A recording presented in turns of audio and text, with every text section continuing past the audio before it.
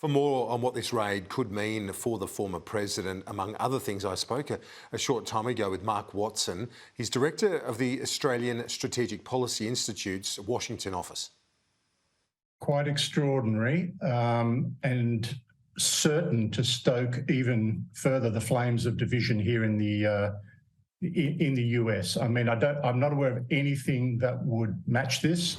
Possibly during the Nixon administration, but I can't recall anything where the FBI actually raided the residence of a current or a former president.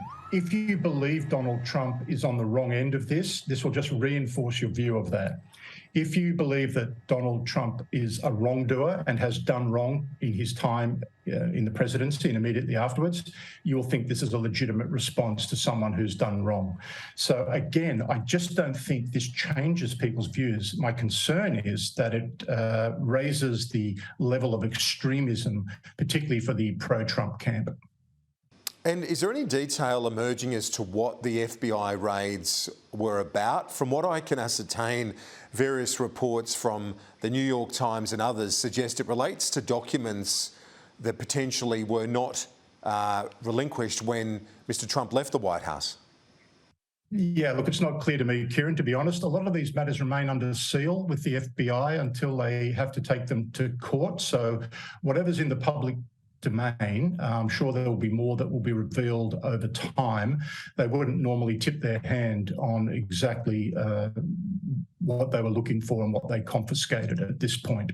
But the fact is Donald Trump has been the focus of a number of investigations. As you say, it probably doesn't change the political equation in terms of those that support him will continue to support him, but things like the congressional inquiry into January 6th. There's also other efforts in Washington and New York in terms of attorneys in those two areas are looking at matters relating to Donald Trump. So this doesn't appear to be a one-off situation. No, I recall quite some time ago, Kieran, we were talking about the prospects for President Trump, former President Trump, to return through the primary process and then through the electoral process. And I said I thought it was very difficult. And one of the key determinants would be how much time he would have tied up with fighting lawsuits in various parts of America about various matters. Some are civil matters. Some are matters to do with claims of executive privilege over particular documents, potentially out of the congressional inquiry into the January 6th events, potentially even referral to the Department of Justice for criminal charges. Again, where you stand on the rights and wrongs of all those things is unlikely to be changed by what you're seeing in front of you today. Now, it's the first time that we've spoken off the back of Nancy Pelosi's visit to Taiwan. What's your read on where things are as we speak today, following those live fire exercises by China in Taiwan? And with more coming, we're told, in the Yellow Sea near Korea as well. It doesn't look like China is satisfied with what they've undertaken thus far. More flexing of the muscles, so to speak, to come.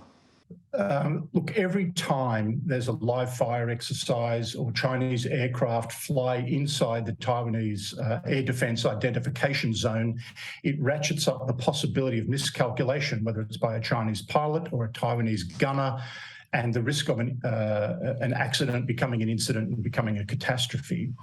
My real concern, however, is for the future.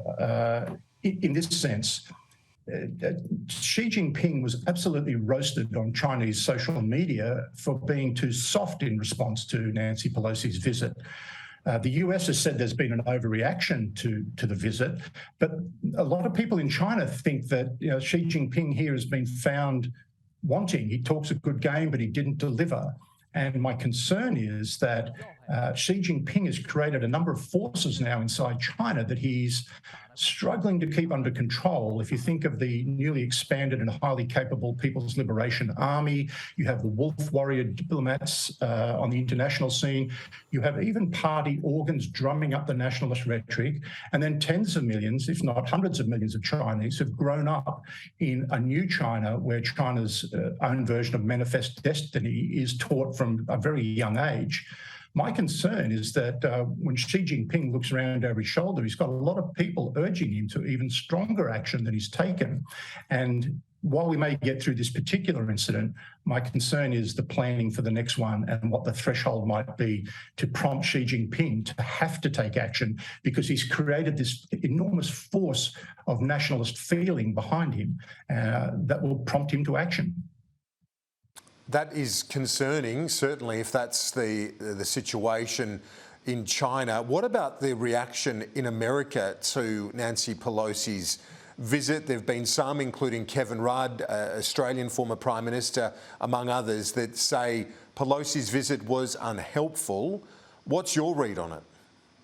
Yeah, I think if you ask people in the White House or the National Security Council or the military here, they would agree with that it's been at best unhelpful and potentially unnecessarily provocative of the Chinese. The counter view, of course, are those who see this as a principled stance of support for Taiwan, not for Taiwanese independence, but for the ability of Taiwan to resist a forcible reversion to China. And, just building on my previous point, it is enshrined in Chinese law that the mainland and Taiwan are China, one and indivisible. And yet in the US and Australia, we take a view that Taiwan is in this kind of netherworld of it's neither one thing nor the other, while recognising one China. The status of Taiwan, we simply say, maintain the status quo. We will oppose attempts by China to reunify Taiwan with the mainland by force. And so an act like this was provocative from the Chinese perspective. It's the most senior visit in 25 years. She's the second in line to the presidency, the third most senior official in Washington. So it depends which side of that debate you're on. It's either a principled stance to do it or it was unnecessarily provocative. Mark Watson, ASPI Director in Washington, DC. Thank you for your analysis and your time, as always. We'll see you next week. Cheers, Kieran.